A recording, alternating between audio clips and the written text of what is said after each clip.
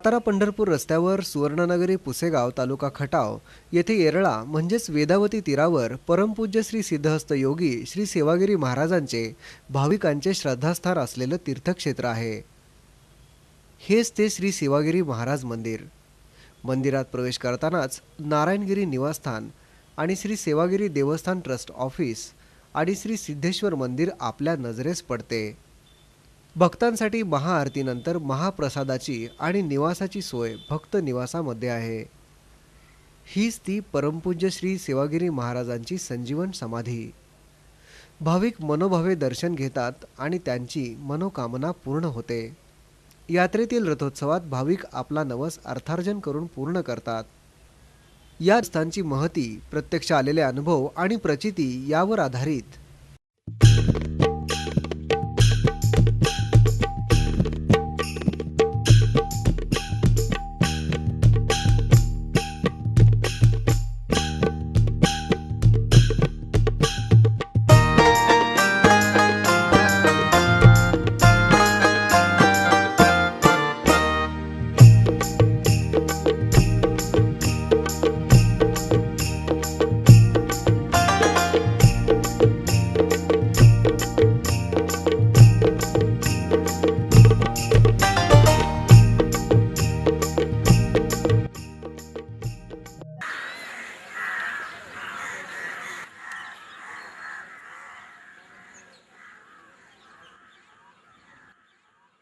खरंच गड्या, अरे महाराज गेल्यापासून आग लागायची थांबली।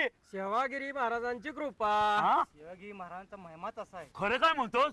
जय सेवागिरी महाराज। चमत्कारच की हो, खरंच चमत्कारच म्हणायचा हे काय। सेवागिरी महाराजांचा महिमाच मोठा आहे ना। अरे पण अलीकडचा सुद्धा चमत्कार काही कमी नाही। तेच सांगतो ना मी तुम्हाला। कुशेगावचं गुलाबबाग माहित आहेत का? दर अमावश्याला गळ्यात पाटी घालून बेलफुल विकत होतं की, पण आता मोठं शीट झाल्यात सेवागिरी महाराजांच्या कृपेनं। जगनशेठची परिस्थिती लय गरिबीची, पण महाराजांच्या कृपेनं आता 7-8 गाड्या चालल्या त्या शिवराजच्या। चमत्कारच महाराजांचा, दुसरं काय।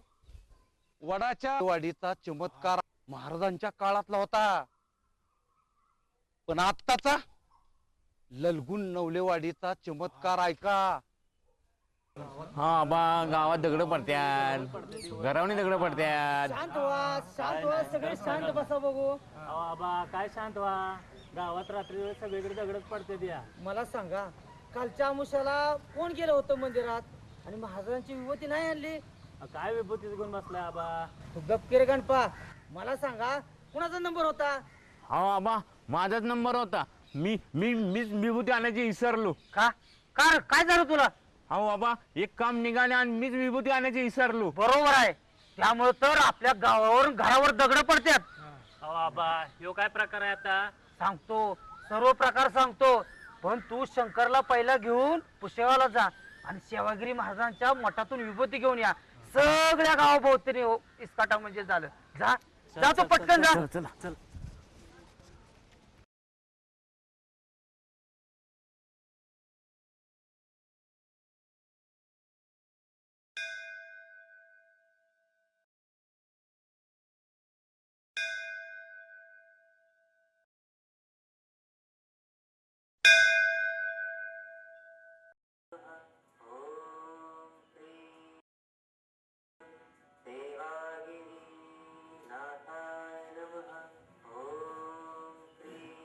महाराज स्वामी नवलेवाडीचे ग्राम। बर बर बर बर। अरे परत गेल्या वरीला कोणी तुम्ही आमोशाला आलं नव्हतं कोणी? बरं असू दे, ही नारळ न्या, ही विभूती ग्रामदेवताला नारळ फोडा, विभूती सगळ्या गावाच्याकडे टाका। हा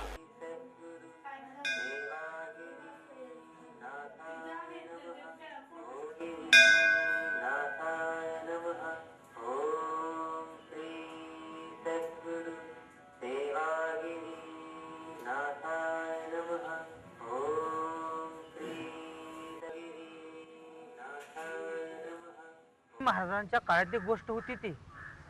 आपल्या गावच्या बैलगाड्या कोरेगावच्या बाजारात गेल्या होत्या आणि रात्र झाली आणि त्या बैलगाड्या हळूहळू हळूहळू नवलेवाडीच्या रस्त्यानं येत होत्या.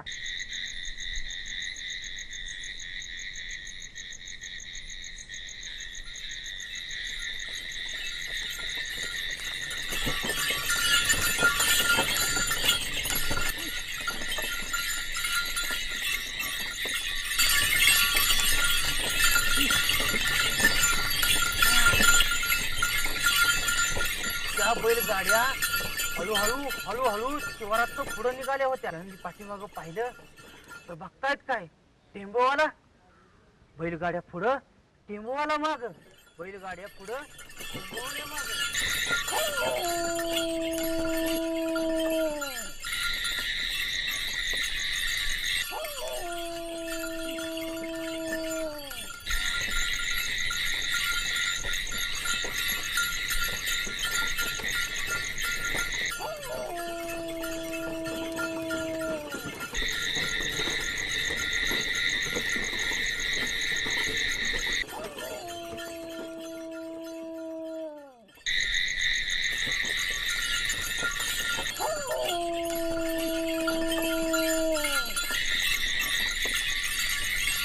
गाड्याला वाटलं आम्ही सुटलो, पण दुसऱ्या दिवशी घरावरती दगड पडायला लागले. कुठून पडत्यात, काय होते कोणालाच काय कळना. सर्वजण महाराजांच्याकडे गेले.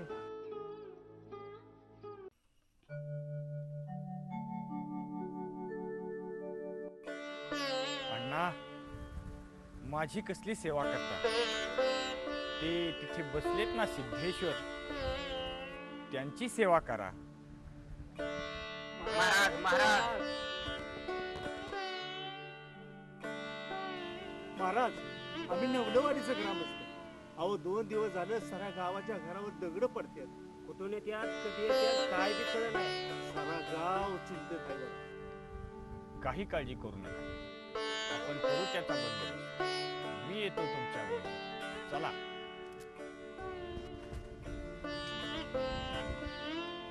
महाराजांनी सांगितलं, जर आमुष्याला मठात जा, विभूती आणा आणि गावाभोवती निसकाटा.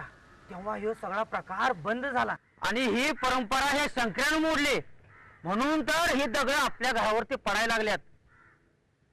माझी गावकऱ्यांना हात जोडून विनंती आहे, सेवागिरी महाराजांच्या मठात जाऊन विभूती आणा आणि प्रत्येक आमुष्याला आपल्या गावाभोवती निसकाटा.